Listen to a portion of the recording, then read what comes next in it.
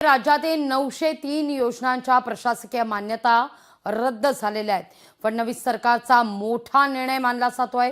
3 वर्षांपासून रखडलेल्या आणि प्रलंबित असलेल्या योजना बंद करण्याचा निर्णय घेण्यात आलेला आहे। भूसंपादन, स्थानिकांचा विरोध आणि ठेकेदारांच्या असहकार्यामुळे या योजना रखडलेल्या होत्या।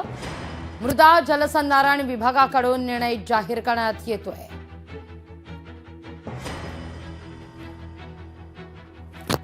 अधिक माहिती घेतो आपले प्रतिनिधी चेतन ननावरे यांच्याकडून। चेतन, काय अधिक माहिती? निश्चित लागवी गेल्या 3 वर्षांपासून ज्या वेगवेगळ्या योजना होत्या त्याच्यामध्ये पाझर तलाव किंवा साठवण तलावांचाही समावेश होता।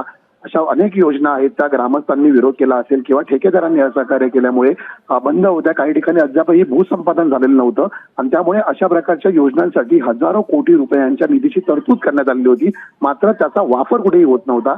आणि म्हणूनच अशा ठिकाणी वेगळ्या जागेवरती कुठेतरी नव्याने साठवण तलाव किंवा पाझर तलाव तयार करायचे असतील तर या जुन्या योजनांना मंजुरी दिल्यामुळे तेही शक्य होत नव्हतं। त्यामुळे अनेक शेतकरी आहेत ते वेगवेगळ्या सिंचनाच्या योजनांपासून वंचित राहत होते। परिणामी देवेंद्र फडणवीस सरकारने हा मोठा निर्णय घेतलेला आहे। आता ज्या योजना गेल्या 3 वर्षांपासून प्रलंबित आहेत किंवा बंद आहेत त्या कायमस्वरूपी बंद करण्याचा निर्णय घेण्यात आलेला आहे आणि अशा ठिकाणी आता नव्या योजनांचा समावेश नव्या लोकप्रतिनिधींनी केलेल्या मागणीनुसार केला जाईल। परिणामी मोठ्या प्रमाणात कोट्यवधी रुपयांचा जो निधी पडून राहिलेला होता आता तो पुन्हा वापरून त्याचा सर्वात मोठा फायदा आहे तो शेतकऱ्यांना होऊ शकतो। लागवी अगदी चेतन, तुर्तास धन्यवाद तुम्ही दिलेल्या एकूणच सविस्तर माहिती करता।